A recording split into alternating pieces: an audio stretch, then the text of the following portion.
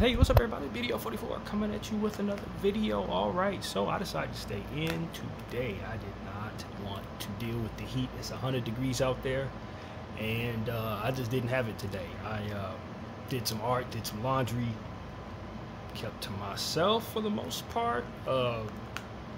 Took a nice little nap, woke up, and decided to turn on the camera fresh up from that nap for the most part, meditating. You know, it's one of those situations where, of course, I told you guys yesterday with some stuff going on.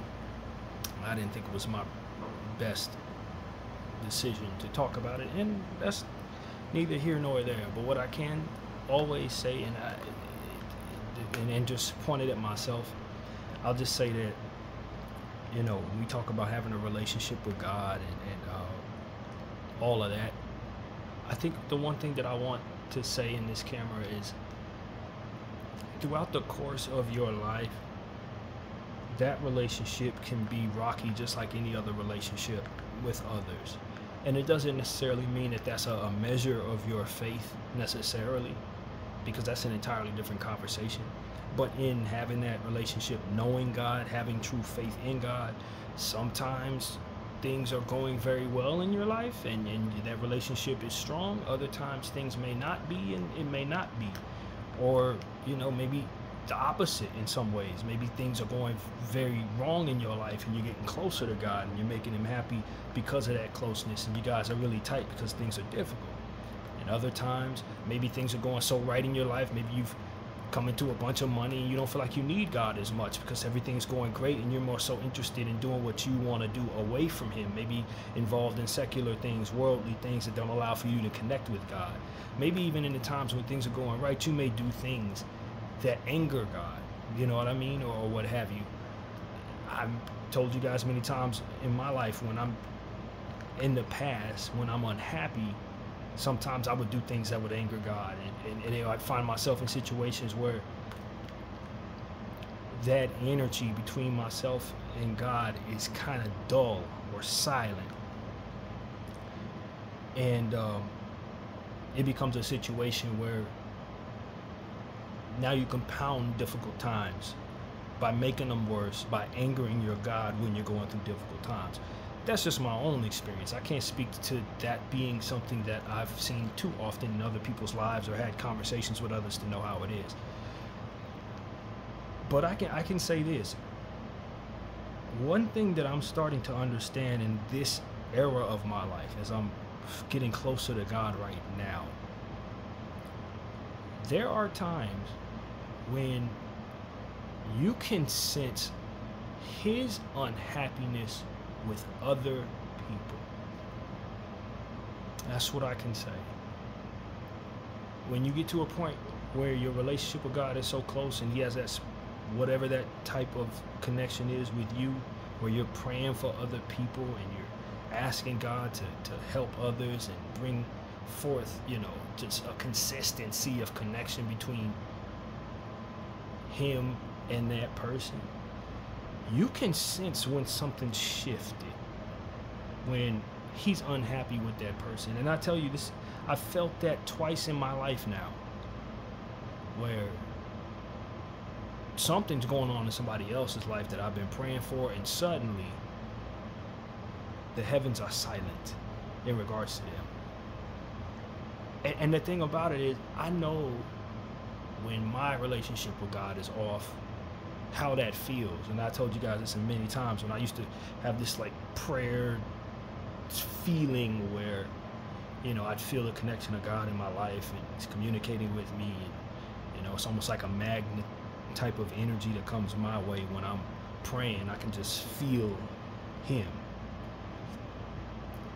And when I've angered him, how that is like gone. I can't feel nothing. It's like I can't hear nothing. That voice that I trust in my head is gone because I've done so much sin in a given moment. It's almost as if I've shut off that ability. But it's only been in the last couple of years where I felt like I can tell that when that's happened to someone else, when they have done something that has dulled their relationship with God. And a lot of times it's not confirmed. You know what I mean? It's just a sense that I have at this point in my life. I will believe that I'm feeling something is off. It's like being in the room with somebody, two in the room with some people who are not getting along with one another, but it's not known that everybody's unhappy. You can just sense that there's a something in the air in regards to them, but you can't put your finger on it. It's almost the same type of thing, man. It's almost the same type of thing. And until it's confirmed that something happened that would anger the Lord, or that they've just completely stopped believing in God, or whatever the case may be, until it's confirmed, you just kind of sense something, but you don't know what's going on. Or in the case of the analogy, until somebody reveals to you the tea, so to speak, you don't know what's going on. You're just like, man, you know, I'm feeling something, but I can't confirm it, so I'm just going to keep my mouth shut and mind my business. And then it comes out later on, like, yo, they were actually dealing with something that you didn't know about, but this is the context, and you were sensing that they really did have a problem because there was one. Same type of deal. And so I can tell you guys that that's kind of what I've been sensing, man. The heavens are silent in regards to some people in my life that I've been praying for and that I've been asking the Lord to be connected with. There's been a lot of energy about these people, and something went wrong, you know what I mean? And I woke up and felt it in a very strong way, that God is unhappy with that particular person. And for me, I'm just, you know, I was telling my God in my own little way, like, you know, I remember when I had angered you and I couldn't hear you. You knew all in regards to myself, everything that I had done wrong. You knew about it. You knew it. I wasn't hiding it from you. I couldn't hide it from you if I tried. But the point was, the world didn't know where I was messing up. But you were there, and you could feel it, witness it, understand why. And just like everything else in regards to love, God didn't have to wonder about my mistakes. And so we can, in the world, hide what we do wrong from other people. And maybe they pick up on it, maybe they don't. Maybe they sense something, maybe they don't. But when it comes to God, you can't. He knows everything that you've done. He hears all of your thoughts. He watches everything that you do. So when you mess up with him, it's unlike messing up with anybody else, because he knows exactly why you did. He knows exactly what you did. He knows what's coming of it. He knows what it is that you would otherwise try to hide to protect yourself. He knows you think you're going to get away with it, or don't think, all of the different things that human beings don't necessarily feel when they're trying to figure out how they feel about somebody doing something they don't appreciate, or trying to figure out how to forgive somebody, or trying to figure out how malicious a person was trying to be when making a mistake that trespassed them or what have you. God don't have to worry about or wonder about any of those things. He has the full context, so he knows exactly how much you didn't care when you did what you did that angered him. He knows exactly how much you didn't care when you did what you did that hurt somebody else. He knows exactly all of the different things. Far be it from me to tell God anything about others, but I just feel like what gets lost sometimes is that people don't understand themselves, and a lot of times when they make certain decisions, and they don't have that same certainty that God has when looking at us and demanding that we get things right, or looking at us and judging us as he has the right to. We don't necessarily know all. So when we make mistakes, we're not as certain about how important it is that we don't do what we do. Even if we know better, we lack certain contexts that'll make us do better in a lot of cases. And I think it is so important that us as human beings know that it's so important that we lean on our obedience to God and try to do our best to make him happy, believing and understanding that he knows all, and he's telling us not to do certain things because he knows what comes with what, and that we don't know anything. So when we make up our mind that we're going to do certain things, we don't know what comes with what. He's going to understand all the things that have to do with why we do certain things, and we may not understand why we did certain things. He understands the full spiritual warfare that we're all involved, and we may only understand partially what our role is in that war, so to speak. We only partially understand what the ramifications of our actions are for other people, and he understands fully all the moving parts of every single thing in the world for all time. And with that knowledge comes a certain intensity about certain things being done and certain things not being done. As to say, he knows exactly all that goes wrong when you go forward with what your choice is. You are not even thinking about most of the stuff that could go wrong when you make your choice, even if you know you shouldn't make it. And that intensity, that knowledge that's absent within us can tend to leave us thinking that being mischievous isn't as harmful as it may actually be. You know, we're asking for forgiveness. He may give us forgiveness, but he's now dealing with all the ramifications, reverberating ramifications across all time and space, because everything is connected, of our mistakes, the choices that we make that harm other stuff that maybe we're not even intending to harm with the choices that we make. We talk about the timing of God and how, you know, staying ready, making sure our hands are clean, so to speak, so that we can catch whatever clean thing he wants to throw at us without making it dirty when it reaches our hands. If we have dirty hands when it's in our best interest for our hands to be clean, not only are we messing up the ball itself when he throws it at us, the dirty in that bar, so to speak, but you're also making it so that the Lord will have to deal with the fact that your hands were dirty when it needed to be clean in other areas. Because you had dirty hands, he has to deal with all of this that messes up from that issue. And then that takes him kind of into a space where that affects other things that you may not even see connects to the fact that you had dirty hands. And then he has to deal with certain other things that take place because of choices that were made because of you being in that position. And it just goes on for a long time in various different areas that you can't even see. And so that's why he can tend to be very harsh when we make certain mistakes that we just say, well, we didn't know. I was just trying to have a good time. I didn't know. I just didn't believe in God at the time, and I did certain things even though you were urging me not to. God, I still just did it because, man, I just want to experience something. You only live once, right? Those type of choices that we make to defy what we should be doing to the betterment of our morality or the betterment of whatever the Lord is telling us, those decisions have reverberating effects upon others. And God can hear their prayers. God can feel their pain when they're hurt off something that you've done. God has to come by and watch what tumbles forward from all the choices that you make in areas that you don't even see. In your little walk of life, the mistake that you made may only hurt but so much, but in the other areas of life, it may be hurting more over there that you did whatever you did, messing up the universe, so to speak, in other areas that you can't even see. This is why he comes down so harshly a lot of times.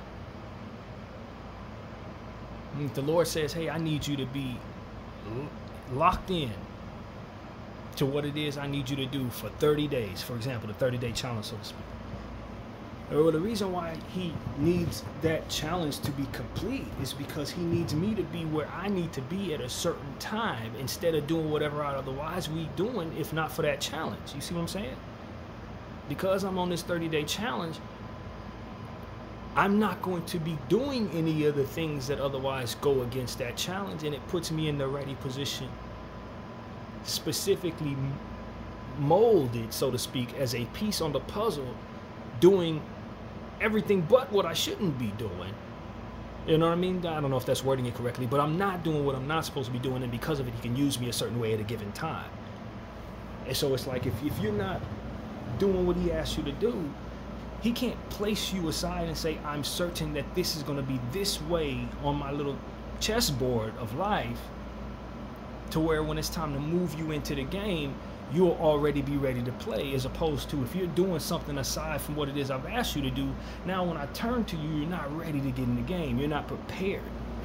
You're not in a space where I can just say, okay, let's slot him over here ready to go. I need you to be ready to go, is essentially what God is saying. And if you're going against what it is I've asked you to do, when I call on you, you won't be. And that's essentially what I'm taking from living, learning, making mistakes, having myself punished for those mistakes, learning to trust God in the obedience that he wants me to follow, to align with being ready for whatever it is he's asking me to do. Throughout the course of these 30 days, he wants me to be doing what he wants me to do.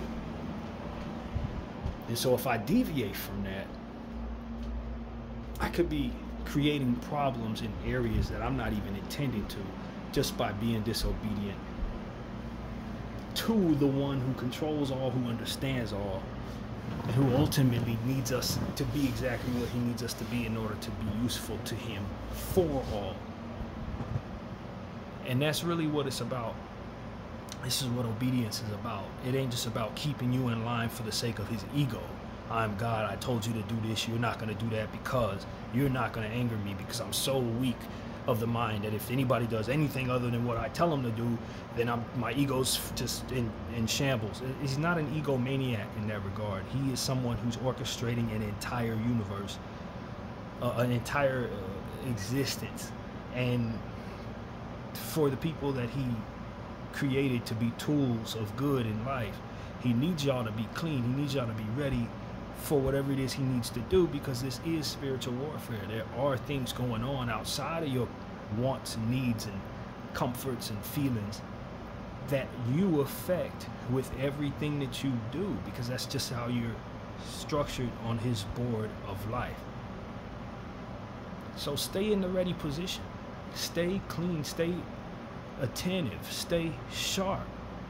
If you're one of his chosen people in whatever way you believe you are, stay aligned with the morality of compassion and a connection with him to the best of your ability. I'm not saying you're going to do everything right. He will make it all right between him and you in terms of forgiveness of your mistakes and your sins and all that. But there are going to be times in your life where if you're chosen for something special and your hands aren't clean when that moment comes around, it's going to be very angry, and there's going to be times where he's just not going to want to hear anything about you. He's not going to want to talk to you. He's going to be so angry with you that other people who are praying for you may feel it. May feel it. You understand what I'm saying? And then that's just what I've come to experience in this era of my life, man. We all make mistakes, though. I can tell you, some people do things that are a point of no return with God. You know what I mean? Where you cross over and then you on the enemy side of things from here on out. Other people make decisions only to come back around full circle and have a stronger relationship with God than ever before after making those mistakes, like I did. 'Cause I went to a space where I knew I was doing the wrong thing. Went through a world of trouble, learned a world of a lesson, fell, called on God. He came through. I learned to trust him more than ever, and now I'm in a space where I'm able to say all of this to you. But what I took with that, which I keep telling y'all, was what I believe were curses that came with doing what I shouldn't have and messing up the game, so to speak. Not being clean when I was specifically told to keep my hands clean. I didn't do it. I probably messed something up for all time with my decision. And he made sure that I permanently felt that for the rest of, at least up until this point. to teach me, hey, this is not a game. You messing things up for me is not going to be something that's going to be just as simple as I forgive you, go on. No, you messed up. Now I'm going to make sure you feel that for the rest of your life. Teach you not to do it again, to save you by instilling in you a certain fear and understanding how serious I am. Save your eternal soul, because if you keep doing what you were doing, you're going to put that at risk. And he still has more he wants me to do and accomplish. Even though I messed up a certain point in time in this timeline, he still sees use for me or what have you. That's why he didn't take me out the game. Some people get taken out the game. Some people just are evil and now they're under the shield of the enemy, and there goes whatever way it goes. But for those of us who know we're children of God, so to speak, his chosen people, whatever you want to call that, we really do have to understand that certain mistakes you can't make twice when it comes to God. There are certain times when you do certain things that you may think are harmless or just a little mischievous that are going to mess things up real bad because of how important you are to him. And he really wants you to trust him enough to follow him so that you guys can have the strongest relationship, and that he can keep you on the board ready to and in position for whatever it is that he's got going on with you. And then when you mess that up, sometimes you could change the course of all things without even realizing it, just by having things change in your life that affects others through the mistakes that you make against his wishes. And so that's really the message that I think comes my way. It's not for everybody. A lot of people don't believe in God. This may not be something that you can understand or see in your life. Or whatever, how he has your life set up, it may not necessarily even be relevant for you to have to think like this. I don't really know his wonders or his secrets. I don't really understand them. But I can say that based on my position on the board, so to speak, that this is what he's allowed me to be privy to. Sometimes I can tell when people have messed up, just like I could look back and remember when I messed up. Sometimes it is what comes with messing up, is being able to feel when the energy has shifted. I don't know that if I didn't have that energy pointed at me at one point, I would even know what I'm looking at right now. You see what I'm saying?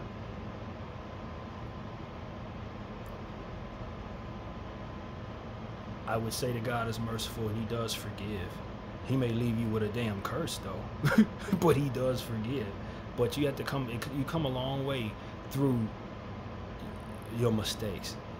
You're gonna go through a lot. If your life mirrors mine in that regard, you're gonna go through a lot before you learn to trust him as fully as you hope to. And for young people, that's not necessary. You don't know everything. If he tells you stay sharp, do your very best to do so. He's telling you that for a good reason. He's asking you to do something for a very good reason. That's what I want to say. He don't really tell us anything in regards to putting demands upon our lives that we cannot handle.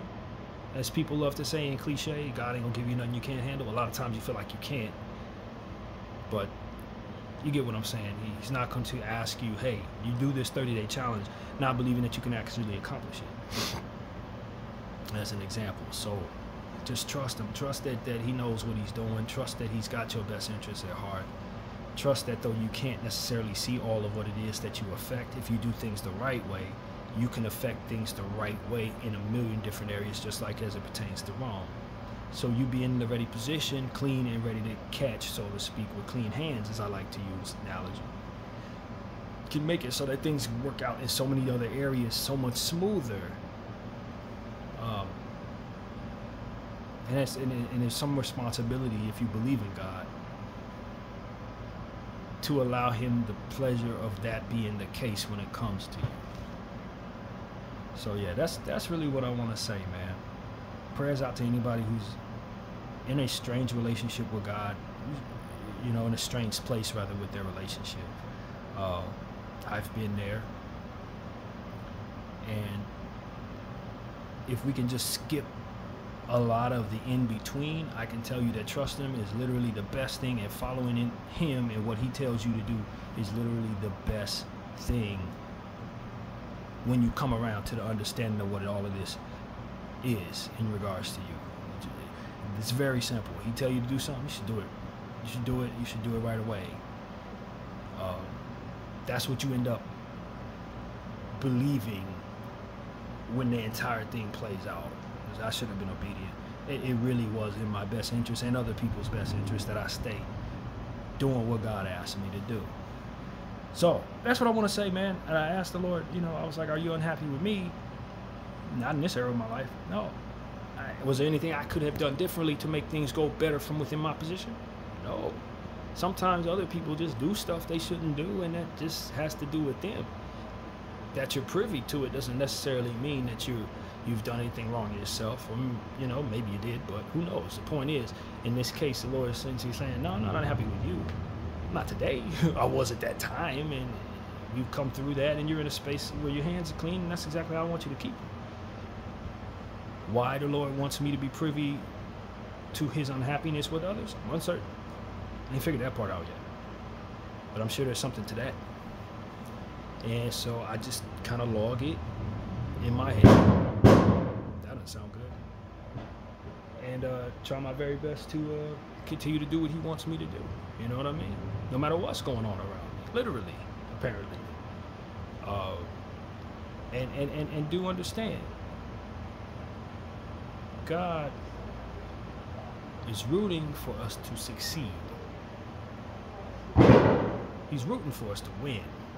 Now, whether or not we're going to do that, whether or not we believe it's in our best interest to do the difficult work of being obedient, that's between you and God. But he's rooting for you to win. So do understand that you can take on the challenges of being obedient, even if you don't feel you're strong enough or don't see the reason to. He's not going to issue you nothing that you can't handle.